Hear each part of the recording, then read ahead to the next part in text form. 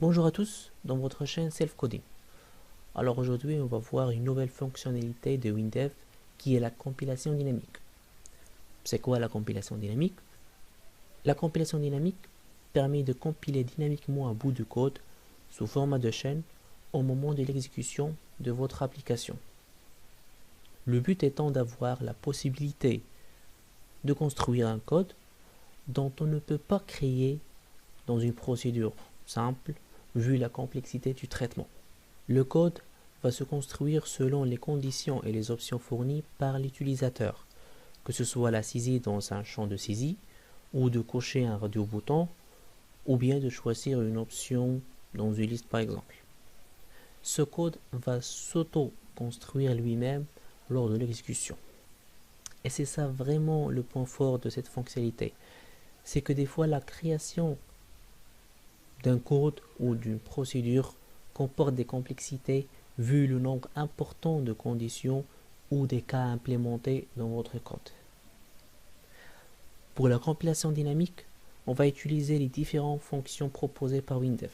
Premièrement, il y a la fonction compile et execute traitement. Donc ces deux procédures elles travaillent en même temps. La deuxième c'est execute code. La troisième c'est évalue expression. Donc on va commencer par ouvrir WinDev.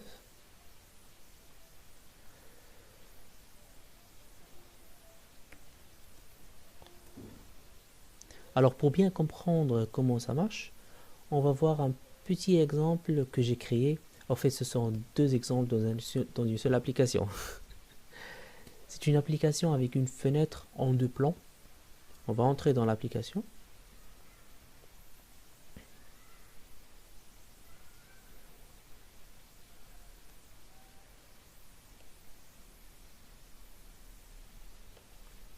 Le premier plan permet de créer des champs dynamiquement en choisissant un type de champ, que ce soit champ de saisie, liste déroulante ou autre champ, et de le créer dans la fenêtre avec les positions demandées.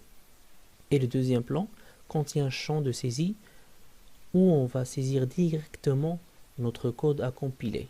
Tout cela avec les méthodes de compilation dynamique. Donc, j'exécute mon application. Voilà, il me propose les deux possibilités, c'est de créer des champs dynamiquement ou bien de compiler un code saisie. On va choisir le premier exemple, c'est celui de la création dynamique des champs. Comme vous pouvez le voir, ici on a une liste des champs qu'on peut créer, soit bouton, soit libellé, champ de saisie ou même liste déroulante. En dessus, les coordonnées dans notre champ qu'on va créer et bien sûr le bouton de création du champ. Vous avez remarqué que j'ai mis un séparateur dans cette partie où on va ajouter nos champs. Donc on va commencer, on va prendre un exemple de créer un champ. Par exemple, le type bouton. Voilà, on va laisser bouton, voilà ici. On sélectionne un bouton dans la liste, puis on va le positionner par exemple dans X, on va dire 60, et Y, voilà, c'est 100 par exemple. Puis on clique sur créer. Et là, vous voyez, notre champ est bien créé. On va ajouter un autre champ, par exemple, de type liste, liste déroulante, voilà. On fait la même chose, mais je vais changer les positions. Par exemple, on va mettre 100 ici et 20 en Y. Voilà. On clique sur créer. Voilà. Notre liste, elle est bien créée dans la position que j'ai demandé. Donc, regardons plus près le code de cet exemple. On va fermer l'application. On va y aller dans créer.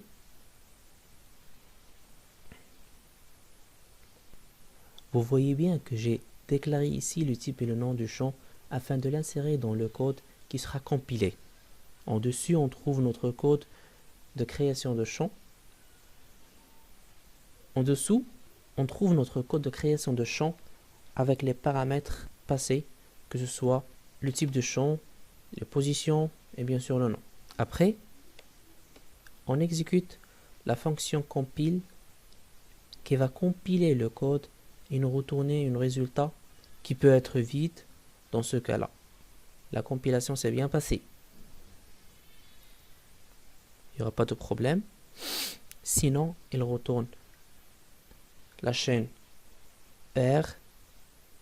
On peut voir le problème rencontré lors de la compilation avec la fonction erreur info. Alors passons maintenant à notre deuxième exemple. Je vais exécuter le code, voilà, qui sera compilation d'un code saisi. Ici, on va utiliser les fonctions execute code et évalue expression. Le principe, c'est de saisir un code après l'exécuter avec les deux différentes fonctions. Pour la première fonction execute code, on va par exemple faire un affichage d'une somme en ajoutant directement les chiffres. Donc par exemple, on va saisir info à 5 par exemple plus 9. C'est juste un exemple, n'importe quoi. On clique sur le bouton execute code. Voilà, le code s'exécute et le résultat s'affiche correctement. Ok. On va ajouter des paramètres à notre code que j'ai ajouté dans un petit traitement qui permet d'ajouter les valeurs des paramètres désirés. On modifie notre code, je supprime les chiffres et je rajoute les signes de paramètres que j'ai définis moi-même. Au lieu de 5, je vais mettre par exemple pourcentage 1 et au lieu de 9, je vais mettre pourcentage 2. Ce sont les mêmes signes utilisés pour construire une chaîne avec des paramètres. Je clique donc sur execute code. On obtient le résultat qui est dans notre écran. Donc ce sont les paramètres que j'ai mentionnés, le 1 et le 2. Par exemple ici, je vais mettre comme valeur 5 et ici comme valeur par exemple 10. Donc ce sont les types du paramètre, bien sûr ce sont des entiers. Donc selon le type, le traitement change. Donc si c'est un entier, alors ce sera une addition. Si ce sont des chaînes, ce sera une concaténation bien sûr. Je valide et voilà, 5 plus 10, ça fait 15. Alors la troisième fonction qu'on peut utiliser, c'est la fonction évalue expression. C'est presque la même chose. On saisit l'expression désirée, par exemple. On va saisir ici un cosinus de 4, par exemple, fois sinus de 9. Voilà. Puis on clique sur le bouton évalue expression.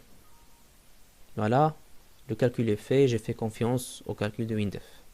Alors, ce que je vous ai montré, ce sont juste des simples exemples qui ne reflètent pas l'utilisation exacte de ces fonctions. Eh bien, on est arrivé à la fin de cette vidéo. J'espère que cette vidéo explique bien le rôle et le fonctionnement de toutes les fonctions de compilation dynamique de WinDev. N'hésitez pas de vous abonner dans ma chaîne. Cliquez sur la cloche pour recevoir toutes mes nouvelles vidéos et surtout de mettre j'aime pour cette vidéo. À bientôt pour une autre vidéo et une autre fonctionnalité WinDev.